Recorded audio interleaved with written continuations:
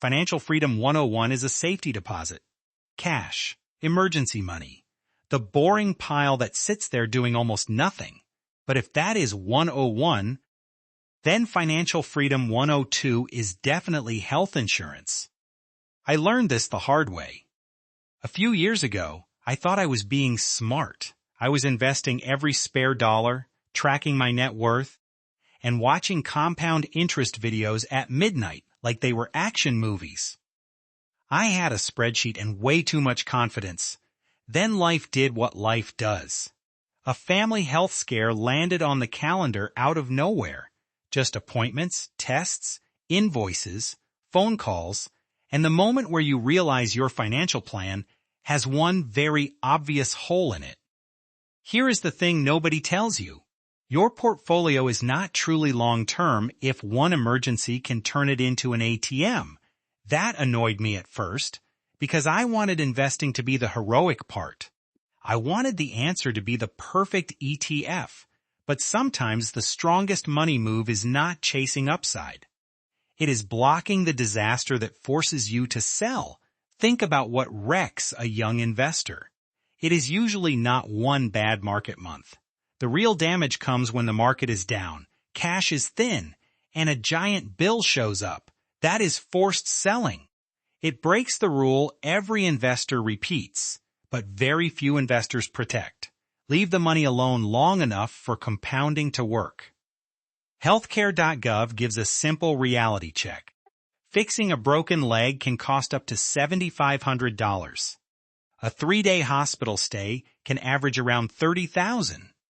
For many people, that is the emergency fund and the next year of investing momentum in one invoice. And this is where it gets interesting. Health insurance is usually treated like a monthly drag. But for an investor, health insurance is also portfolio protection, not because it makes healthcare cheap. Premiums hurt, deductibles hurt, networks are confusing. But a good plan can put walls around the kind of cost that would otherwise run straight through your financial life. A safety deposit protects normal chaos. Rent if you lose work. A blown tire. A broken laptop. Health insurance protects abnormal chaos. The medical event too big for normal cash and too urgent for a perfect investing decision. So let me break this down like a financial freedom stack. Level 1 is liquidity. Level 2 is risk transfer. Level 3 is investing.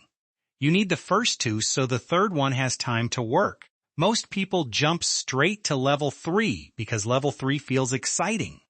Charts go up. Dividends arrive. Level 2 feels like paperwork.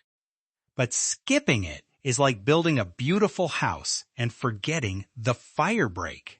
The Consumer Financial Protection Bureau estimated $88 billion in medical bills on credit reports. KFF found that about 4 in 10 adults had some form of healthcare debt. This is not a tiny edge case, and I know the objection because I had it too. What if I am healthy? What if I barely go to the doctor? What if I would rather invest the premium? That sounds logical until you remember. Insurance is not bought for the average Tuesday. It is bought for the Tuesday that punches a hole in your spreadsheet. The goal is not to overpay for a fancy plan you do not understand. The goal is to understand 5 numbers. Premium, deductible, out-of-pocket maximum, network, prescription coverage. The out-of-pocket maximum is the one I wish more investors obsessed over. It tells you the ceiling. It turns an unlimited fear into a number you can plan around. So what does that actually mean for you if you are chasing financial freedom? Do not only ask, what should I buy? Ask, what could force me to sell? Could a medical bill hit your credit card? Could a deductible wipe out your cash? Could an out-of-network visit become debt? Could one emergency pause investing for a year? Those questions are uncomfortable. Good. The uncomfortable questions are usually where real financial planning begins. I still love investing. Low-cost funds, patience, and automation are the engine. But an engine needs a frame. Cash is the first frame. Health insurance is the second. Financial freedom is not just about getting rich. It is about becoming harder to knock over. So yes, Financial Freedom 101 is a safety deposit. But Financial Freedom 102 is health insurance.